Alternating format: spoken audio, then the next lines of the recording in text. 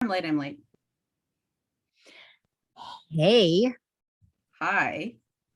so I think we should say up front, we are cousins. Mm-hmm.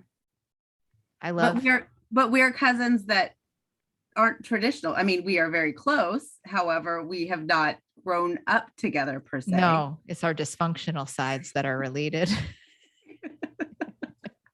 Almost all of our family is dead. We can say things like that, right? No, no. Mm-hmm. So Leigh and our dads were brothers. And so we weren't close for a really long time. I say this, not that anybody should give a slough about anything I have to say, but it's an interesting podcast to do with your cousin. Well, there are so many directions that could go. Fair, fair. Well, one of the directions that should go is, so you, Leigh, welcome to the show, Leigh. Thank you. I like to call you Leanne, but I think that's like your childhood name. I'll just call you Leigh because this is your big debut on What You're Craving. Welcome. Thank So you. glad to have you on the show, Leigh. Happy to be here, Molly. So how did you decide to redo your relationship with food like that? I think right, like what happened for you? Give us the story of what it was like, what your relationship with food is like, and then what happened to make you make this. Well, you've been doing this about 2.5, 3 years now. It was January of 19. Yeah, that's great. That's amazing. So tell us, just like bring us up to speed. So I always knew I came from addiction, that I had an addictive personality, and I was very cautious to stay away from drugs. I was very cautious to stay away from alcohol in any real, supportive manner or consistent manner, so that, I just wasn't going to be an addictive person or a person with addictions. And I knew that it had all landed in food. I've always known that I was addicted to food, but I knew that, you can't really quit food cold turkey. So I always remember this picture because I was, so we talk about our dads or both of our dads who passed were brothers. And I wasn't that close with the family. And you and I really became close in the last 5 years or so. And I remember a picture from your sister, my cousin, it's a picture from your wedding. I remember a picture from your wedding that your sister sent to me. And it was like all of these larger bodied women. And I was like, oh, check out that genetic predisposition there. And I think you're right to say, like, we have big genetic predisposition to addiction, to obesity. Like what do they say? Genetics loads the gun and then like life pulls the trigger. Like we had a gun full of bullets. Right. Well, and I Dad always used to call Nikki and I his little linebackers. He had 2 girls, and he would call us his little linebackers, which, always hurt. Does something to your personality. That's not, I think he meant well. Your dad was such a nice guy. He did. No, he was, I've understood him much more as I've gotten older and learned to understand myself. But yeah, it just, those were always, we always talked about how weight was always an issue in the Winters family, and weight was an issue on my mom's side as well. I mean, my maternal grandmother was overweight for years, and both my mom and her sister have fought against weight for a lot of years. So weight's always been an issue. And I always knew I needed to lose weight as a kid, but I never really did a lot of it, did anything specifically for it. But then as I was in college, I would do those, crazy eat beets and, dry chicken for dinner, and a dry can of tuna with, dry wheat bread type of things, all those kickstart diets that would get everything going. What prompted that? Like, what made you go, like, how did you know that you needed to lose weight as like a kid? Like, how did you know that? And then what prompted you to start the first diet? As a kid, I always knew that food was an issue, that I would be told at the dinner table to slow down, your food will be there, no one's taking it. And then as I got into college, do you have any idea like what that like that urgency to need to eat all that food was? Like why you weren't slowing down? Um, I don't know. I don't know if it was the addiction to sugar that then kind of created that need to Mm, kind of shovel the food. I see it in one of my children, mm, and don't really know how to be lovingly and say slow down without causing issue.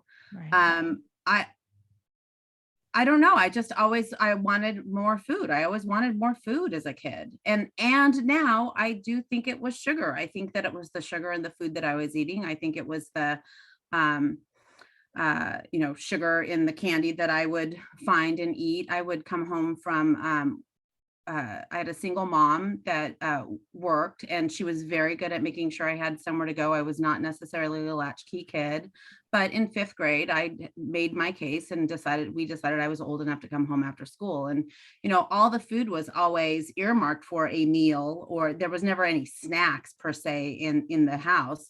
So I would come home and make mayonnaise sandwiches because there was enough bread and mayonnaise that I could eat it, and she wouldn't really necessarily know that I was eating food. And then I would be so full for dinner, but you have to sit down and now eat dinner because you can't be like, no, no, no, I had like 3 mayonnaise sandwiches, I'm good.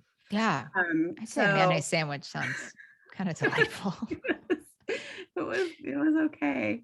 And then I think that I kind of did a lot of eating to feel low to fill loneliness as well, like in high school and then into college. And I was lucky enough to have a cousin that knew about sugar and flour and was happened to be writing a book and came and stayed at my house and over Christmas of 2018 and gave me an early copy of the book and offered help, and I decided to take it. I thought, well, if it works for her, maybe this is what my issue is. I'd done Weight Watchers. I had lost 50 pounds after my second child and kept it off until I needed back surgery, and then ate to feel the sadness of my broken body and Mm. put the weight back on. And I just had always been yo-yo, and I would lose weight and then decide, okay, I'm a skinny girl now, and so now I can eat normal like everybody else, and then Mm. here it all comes again. It's so interesting. I hear you really saying two things, which is, this great desire to be normal and using dieting like that, like using dieting, like, oh, I get to an end point and then I get to eat like a normal person. I always think of you, I mean, except for the last 3 years, but I always think of you as someone who's on Weight Watchers. Like Mhm. you had a very interesting relationship because your mom's really into it too, right? I Right. just always think of you guys as like points people. Yeah, absolutely. My mom and my aunt are still on Weight Watchers, and they continue paying for Weight Watchers even when they're not doing Weight Well, Watchers. I mean, the Yeah. amount of like Weight Watchers journals I probably have thrown out in my lifetime. You know what I mean? Right. I Right. mean, Weight Watchers journals, like every fad diet book I've owned, like I'm sure. I still keep coming across Weight Watchers literature, like welcome back or welcome, like in squirreled away in different places in my house. And I'm like, well, I don't need those anymore. Out they go. I'm not going to come back to it. But I remember the story a little differently. Maybe like, cause I know what you're saying. Like, okay, Molly came to my house. She was writing a book. I read the book. I always remember this part of like me sort of, I mean, it's hard not to know what I'm doing because my personal life and professional life, I mean, well, my eating disorder recovery life and my personal life are so entrenched. I don't feel like you were I don't feel like it was that easy. Maybe I remember it differently. I feel like you were sort of like, well, good for you that you're doing that. But like, do you remember Well, I that? felt that way for a long Can time. you talk to Yeah. me about, let's get into that. That's a fun thing Well, to I talk mean, the about. idea of no sugar for the rest of, I mean, you see it in when I say it to anybody now, oh, I don't eat sugar or flour. It's like, really? Really? Well, it was the idea of never again, which I still almost 3 years into it, I still won't say never again. I There's mean, I'm 12 still years an into it. opportunity I might Yeah. have cake tomorrow. Like that's still a reality that I may make that decision tomorrow. But for today, I'm happy with what's going on inside of me to not have to go through that again. Yeah. Cause I remember this piece of like, only because I know about our genes, right? Like we do share a gene pool. And I was kind of like, I mean, not that I'm here to take your inventory, but I was like, we share this commonality with the food stuff. And this is this thing that worked for me. I'm like very careful cause people, it's what a quick way to make people hate you is just sit and like put your stuff on somebody. So I, Right. very rarely do that. But I remember you always kind of saying like, well, Weight Watchers is just really working for me. Weight Watchers is just really working for me. I'm really curious because I love talking about diets. Was it working for you? What's made it stop working for you? What really happened there? So what I liked about Weight Watchers and what I think a lot of people like about Weight Watchers is that nothing was off the table ever. Like if you made a decision, you made a decision. And I definitely um, got to a point where I was trying to eat healthy and I was trying to use it correctly. I wasn't trying to, there were the days when a banana and 100 points like cookie snack were the same point. So obviously we went for the processed cookie snack because why would you eat a banana if those cost the same? So, they got to a point where they kind of realized all that stuff and fruit became, not quite so high in points and the vegetables became free. And so, they kind of forced you to eat a less processed diet. And that was working for me and it was good. But it got to the point where I remember my mother's mother in her 60s and 70s. She just was always in pain. Her joints always hurt. Getting up was a chore. Getting up in the morning was a huge chore. And she carried a lot of excess weight until the day she died. And I was in my 40s. And when I got up in the morning, I thought of my grandmother a lot. I was in pain. My joints were hurting. And I thought, if I'm in my 40s and I feel this way now, what are my 60s going to look like? Wow. And so I thought, well, you know what? I can always go back to Weight Watchers. This seems to work. Molly seems to be really settled in her food. And I had gestational diabetes in my second pregnancy. I'm pretty confident I had gestational diabetes in my first pregnancy as well. So I was concerned about diabetes. I had relatively young children that the Weight Watchers and all of the dieting kind of came from a place of, I've got these kids that I need to be healthy for and show them, how to be healthy. And I kind of was at my last, Weight Watchers wasn't working for me and I wasn't on program and I wasn't doing what I was supposed to do. And I wasn't being good as, you're always good. The language goes. Right. No, but I mean, as the language goes. Yeah, no. And I had to do something. I think this is so many people's stories. I think that piece, because there's so many behavioral concepts behind it, which I won't bore everybody with today. I'll save that for a solo pod, but that's a very excruciating pain to have Weight Watchers work, have any conventional diet work, to lose 50 pounds on a diet and then, go back to it and then not have it work anymore.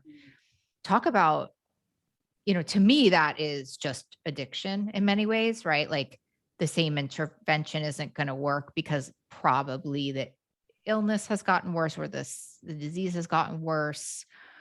There's lots and lots of reasons. I always think of, for many people who struggle with food addiction, or just a seriously unhealthy relationship with food. Like a lot of times, like a conventional diet is like a 3 on the scale and you need like an 8 on the scale. And it's like taking an Advil when you need an antibiotic. But it feels so moral, doesn't it? Yeah. Like, it's like, what is wrong with me this way? Because I've treated people like for 8 years that are like, but Weight Watchers worked. And I'm like, I know, but like it's 8 years later and it isn't. Right. Do you want to try something new? Well, and the reality was that I told myself and knew when I lost the 50 pounds, I did it with a girlfriend who had young children at about the same age as my kids. We were really close.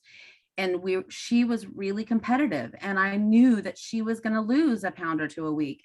And honestly, I tricked myself into losing 50 pounds just because I paid attention to her. I didn't want to fall behind her 1 to 2 pound weight loss every week. And then all of a sudden I looked up and it was all gone. Well, and that's And not sustainable. And what you're talking about is like a hustle that you can't hustle. Like, I mean, you can, I guess, but sounds like a really miserable life. Right. Right. And it was, I mean, and it was hard. And then with I had 2 kids 15 months apart, and, they're toddlers and then young elementary. And I get up in the morning and I have all these plans for the day. And at 3:00, I'm exhausted. And none of those plans happened. And I feel like a failure. And there's, cookies and crackers and graham crackers. I learned very early that graham crackers were not, like, I couldn't keep them in my house. Graham crackers or cookies. I love that people like, so my friend Michael once said to me, he's like, you know what I realized? Muffins are really cakes. Like graham crackers are not graham crackers. That's cracker, but it's dessert, man. It's so good. I could eat so many graham crackers. I don't even from 3 to 4 in the afternoon, I would just shove things in my mouth.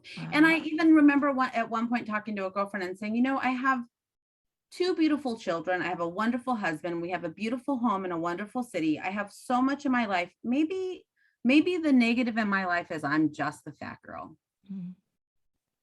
And so I'd kind of given up. But then when I started being in a lot of pain and realizing that wasn't sustainable long term, because I wanted to be healthy. As I got older and my kids moved away, I wanted to be able to travel. And I just knew that wasn't going to happen.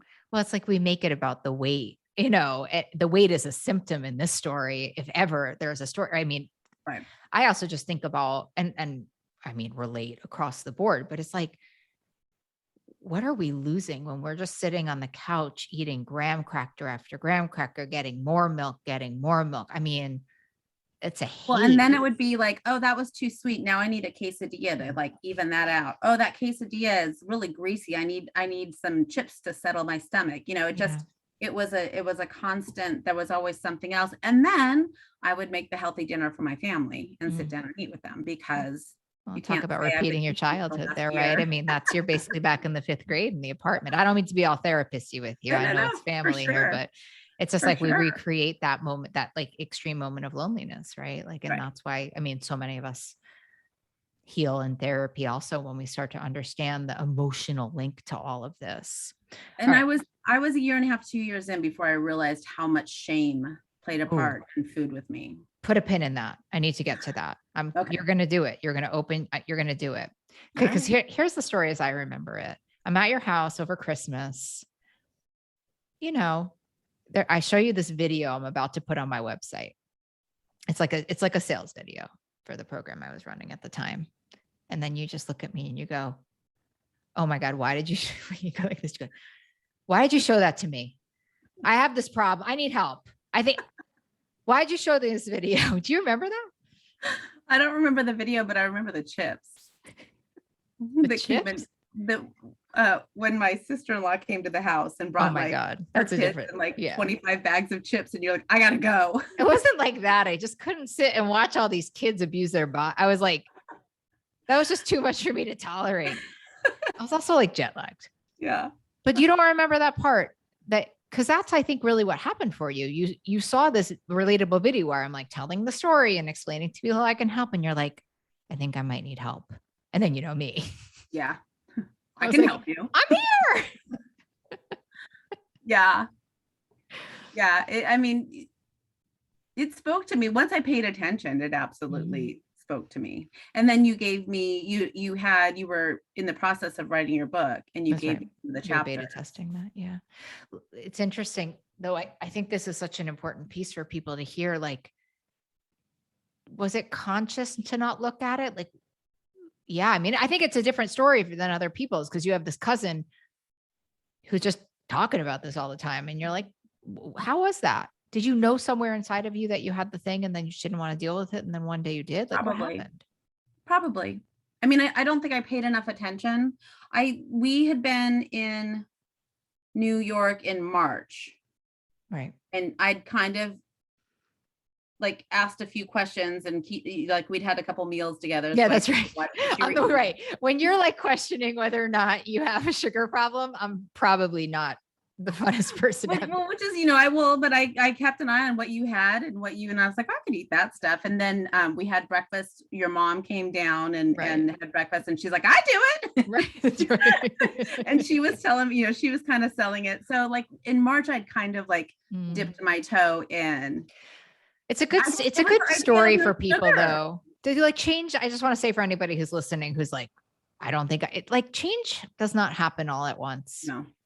It's a slow burn. And then one day you're like, okay, I'm ready. I think all of diet culture that says like, jump right in. Like some people really can do that. And some people, it's just this really gradual thing. And I think when you come with the kind of diet history, and I think addiction history that, we both come with, jumping in again is like so hard. Did you have that feeling so we got you set up in my clinic. And then what was it like? Do you remember? Like, what was it like when you first broke up? Did you break up altogether? What was it like? Well, I wasn't, there was always still the days that I was like, well, I'm a 6 out of 12. It's not really, it's not that bad. Right. What a joke. Well, why is that a joke? In the beginning, you could only see 6, and then eventually. Well, because, as you always say, a 6 out of 12 is still, you're still addicted, it's still there. Mm-hmm.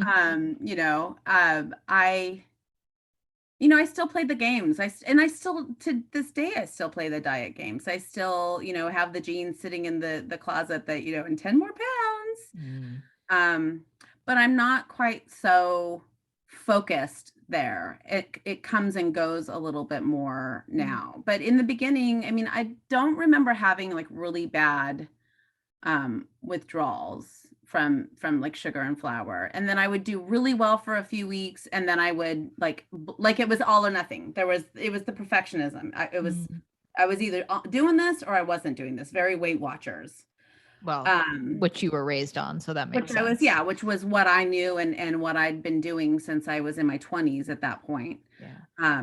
So it, good. I just think that I think that sometimes I really think that our addiction to diets is worse than the addiction to sugar, in so much that the addiction to diets doesn't allow for us to ever get hope for a peaceful relationship with food, because we're stuck in that stuff. Well, and you're always disappointed with yourself, often disappointed with yourself. You're often not doing what you should be doing. And what do you mean by that? Well, like in your experience.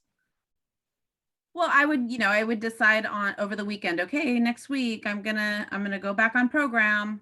And Monday I'd wake up in the morning and do fine, and by like 2:00 I've forgotten that I'm back on program and put something in my mouth. Oh well, I'll start next Monday. It was like the slash tires that you talk about, and the doing from minute to minute you can change what you're doing has been so helpful for me, because it was always like there's an appropriate start time. So I've blown it for this week. I'll wait till next Monday. So what you're saying is so important for anybody who's listening and struggling, though, because you were actually attempting to break up with sugar and doing these old school diet behaviors, like starting over, like just one last one. So, I mean, I just think to anybody, listen, I mean, I love that, because I guess maybe because you were connected to me. I don't know. I guess I should ask you, but like, what made you stick with it? Because it's like, you really had some gnarly behaviors up front while you were like making this big attempt. What made you not cut and run the way most of us do? I had a Beacon counselor that I would talk to on a weekly basis. Why didn't you fire her? We all have therapists. That's fine. But what made you just not say, hey, listen, this isn't working for me? Because I knew that I had a really great opportunity that not a lot of people get. And especially people, I live in California, and I'm working with somebody in New York at a eating disorders program that my cousin has built as her child. So I knew that I had this opportunity, that I needed to give it a chance, and I played the games. I would lie about what oh, I really should have lost 2 pounds, but I only lost 1 pound, so I'm just going to say that I lost the 2 pounds, and then Oh, get so you would be to like lying to the oh, coach? I'm obsessed with you. absolutely, Oh my gosh, that's great. We're absolutely. so I'm cut in from the same California. cloth. She does not know what size I am. Damn it. Oh, so then what? So the beginning of your process was pretty bumpy. You stayed because you felt like it was a real opportunity. I love that. But it's not like that. So then what? But listen, if you're listening right now, please hear this, because diet culture makes it sound like I started my cousin had this thing. I started and it was like bippity boppity boo, was amazing. This is not the story we're telling. No. So what changed? So you're kind of like on sugar, off sugar, starting, stopping. I started having little moments of clarity. I started realizing, oh wow, I haven't taken inventory of the sweets in my cupboard for 3 hours. you know, Wow. I started getting that quiet mind and realizing how amazing that was. My whole life I knew what foods I would be able to break into the minute I got home. I knew that I wanted to pick something up in order to add it to, whatever food it is that I want to eat when I get home, but it needs something extra.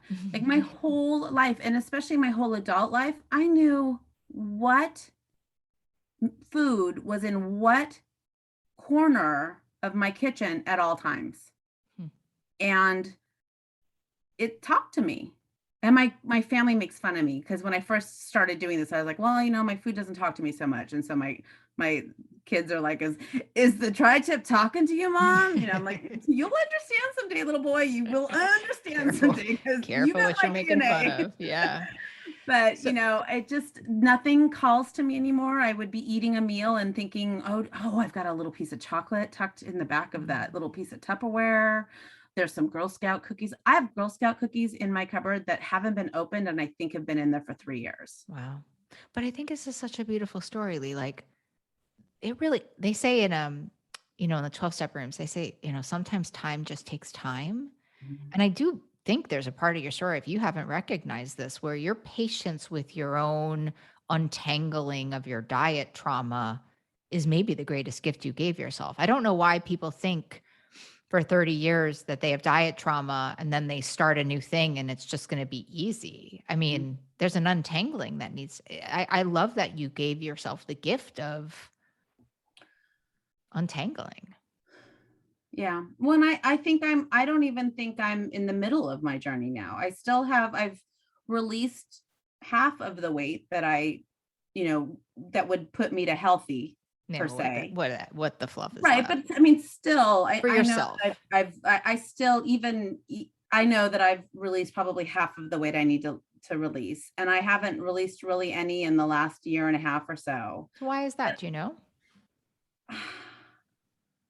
I just don't think my relationship with food is there quite yet. I don't think that I go back and forth. Absolutely, I go back and forth. But I'm just thankful that it's not going back the other direction. Oh, yeah. Like I'm happy to sit where I'm at. I mean, some days I'm not as happy as others.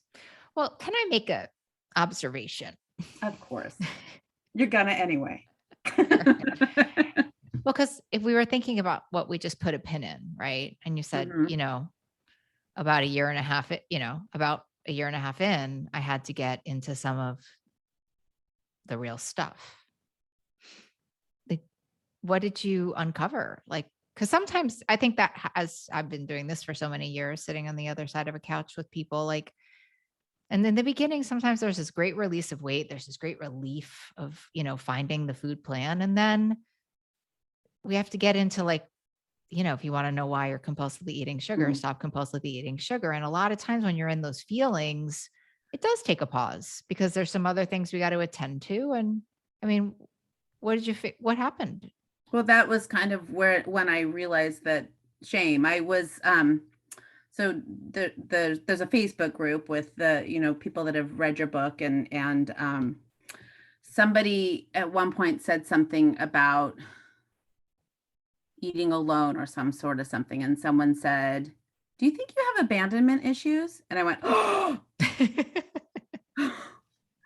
I'm always amazed at the people who live alone that break up with sugar. Because I really I don't think if my husband wasn't sitting next to me on the couch in the evening, I would say many more evenings I would be sitting with hand to mouth stuff. But I've made this declaration. I've been doing this for this long. You know, I need to continue forward. But you The minute you, that was when you saw that on the Facebook page. So I realized that, like, on the evenings, I have one of my sons acts, and so he has rehearsals in the evening. So we have to go pick him up like 8 o'clock at night or so. And I realized that every time my husband walks out the door to go, I think, what's in the kitchen I could quickly, you know, like I realize that when I'm alone and that I have kind of that quiet time is when I really want to eat. And I realized that means that I eat a lot of what I eat alone, and the shame that, you know, then realizing that, you know, the shame of, you know, I can do it when someone's around. I can not eat when someone's around, but then when someone's gone or when I'm alone, I then, you know, I'm not, I don't hold myself in as high of esteem as I do other people, I guess, you know, that I'm letting myself down. And you've talked about that in some of the coaching, you know, that we have to say things that we can hold ourselves to those standards, and they need to be bars that we can get over, because otherwise we don't trust ourselves or like ourselves because of it. But Leigh, I think it's a little bit, I think you're making it a little bit too simplistic, if you don't mind me just putting on a therapist hat for a second. I mean, you and I come from some serious daddy trauma, you know, which we don't need to share with the greater listening audience, you know, and I just think trauma is such a real thing. But I think this is such a common theme among people, which is I went to the food the minute I even suspected I might have a feeling. And in the story you're telling, 5th grade. And so in a way that it's a bad habit. I don't actually think this is about like self-esteem and like bucking up. I think this is much more about gently observing this space that we've never, ever, ever had the luxury of seeing. I know for me, that first time I ever did that, I was screaming on the floor for weeks. I mean, I would get up every now and then, but like when I really put down sugar, I put down, unfortunately, sugar, flour, and alcohol all at the same time. And like, boy, did that rage come up. And I think it's really beautiful, and tears. And I think it's really beautiful that we're having the podcast today. And this is where you are doing this part of the examination. I have a different take on it than you. I don't think it's about bucking up and self-esteem. I think it's about like, oh, wow. Like, I get worried about Pandora's box. And so I kind of let things come up, and then I'm like, that's not, you know, I don't need to like end up on the floor screaming. Like I got up. Just for those of you listening, it was not I'm not there. I just processed a bunch of feelings. That's like when people are so feelings phobic. Feelings don't last forever. Like this is a known truth. Like we go through breakups, we go through losing jobs, we go through deaths, we have the feeling, we complete the feeling. You know, I was reminded of Kimberly Johnson, who had the podcast, and she was reminding me that, you know, animals that are in the wilderness don't have trauma because they complete feelings. Like we get into this place where we're like, oh, I need to shut it down. We don't complete a feeling. And then, we're numbing with food for sure. It's such a root of addiction. Right. So now you're learning how to do life. And to be gentle with myself, and I also have ADHD. I was on Ritalin in 1st grade. And I'm realizing with that, there's also a lot of shame with ADHD, because you kind of get paralyzed with tasks, and they seem insurmountable. And so I kind of am realizing that those, you know, are really hand in hand. And It's pretty different than Weight Watchers, huh?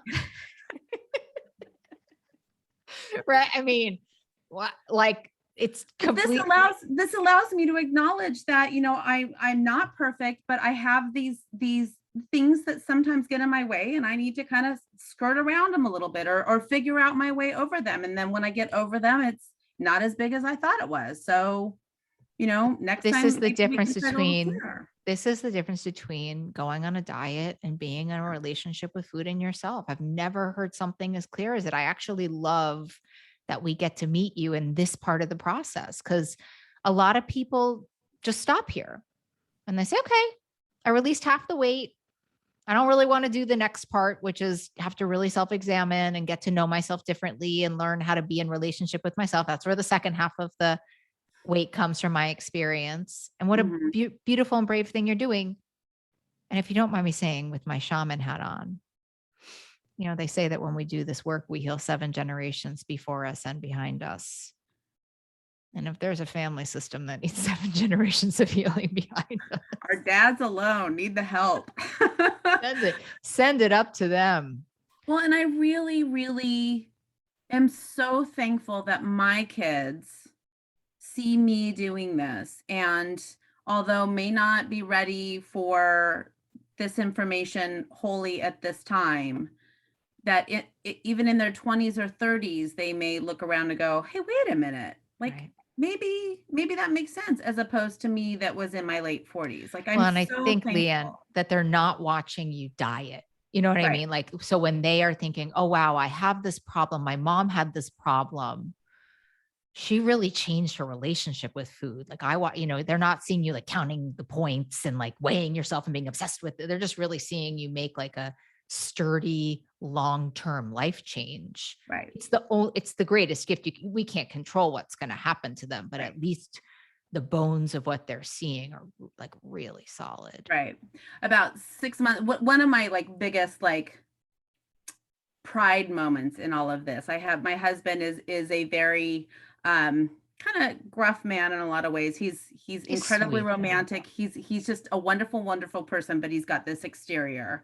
And somebody was saying, oh, let's do chocolate covered strawberries and champagne to celebrate this whatever. Or actually, I think it might have been my birthday. She wanted to go out for champagne and chocolate covered strawberries or whatever. And he says, well, she hasn't eaten sugar in over 2 years, so I don't know that that's going to work, but we'll figure something out.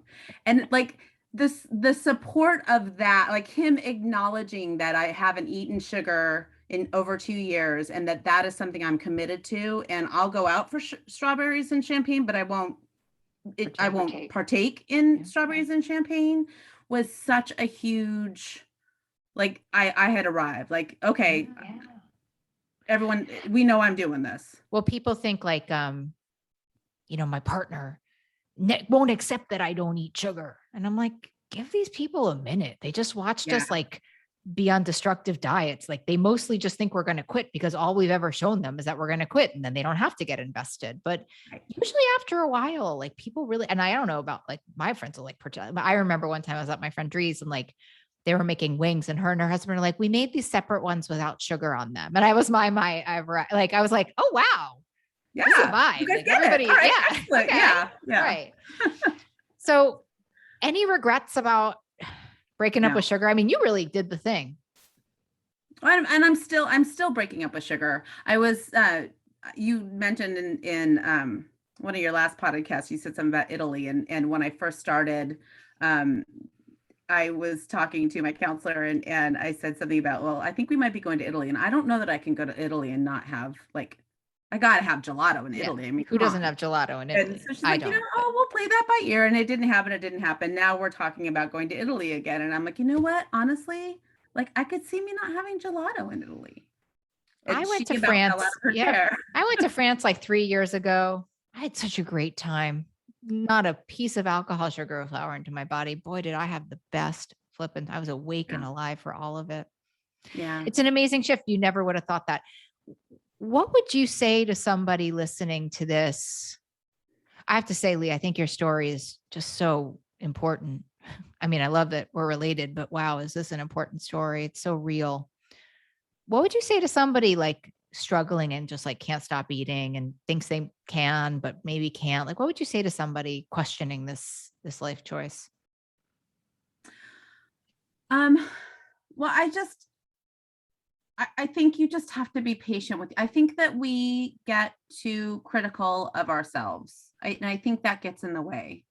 I think that we need to. It's been really hard, but I've become more patient with myself and the fact that I'm human and I make mistakes. And just being able to go, well, that happened, but okay, it's not going to happen again, at least this week. And then I'm going to, move forward from it and try to do better next time. And I think that we need to just acknowledge and realize that there's going to be mistakes, but it doesn't mean it's not the right path for you. And I think, like, I agree with you. If somebody tells you, I mean, I just love that you say, if somebody tells you one way, run away, because there is no one way. But I think when you find what works for you, that's what's going to work for you. And I think that you just need to keeping at it. I mean, you just have to keep going and moving forward and making the mistakes and learning for next time, hopefully. Well, that's how you create. I mean, what you're talking about, Leigh, is self-forgiveness. And if there's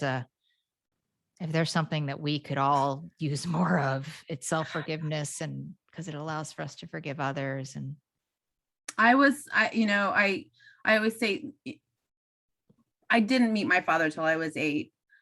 I believe my father had a lot of issues and wasn't very good at being present at a distance.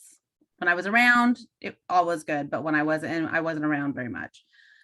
And I held him to a very high standard as a kid and in my 20s. And once I became a parent, I forgave him so much, because parenting is just hard and you're still who you are. You're still human, and kids a lot of times forget that. And so I mean, I need perfection, and I don't give perfection. And that's been a really, really big learning curve for me. yeah, getting off the perfection train can really be relieving, because when we can make mistakes, then we can forgive others of their mistakes. And what does that have to do with me binging? Everything, right? Like literally everything. It's actually where the cycle of binging can stop, which is like, hey, I made a mistake. I'm not a mistake. What can I do differently and more lovingly? Like, and when we're in the midst of all this diet drama, it's like, we don't even have a second to think about it. Cause we're like, how much weight did I lose? Am I good? Right. Am I bad? It's like, oof. I'm Right. so glad you're out of that. I'm so I glad you're am too. free of that.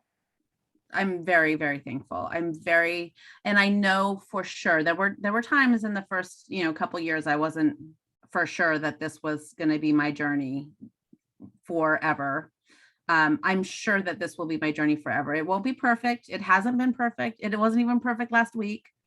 But it's the right journey for me, and it's helping me with a lot of stuff that happened in my childhood, or happened throughout my life, and it's helping me be softer around it all. Yeah. And that's everything too.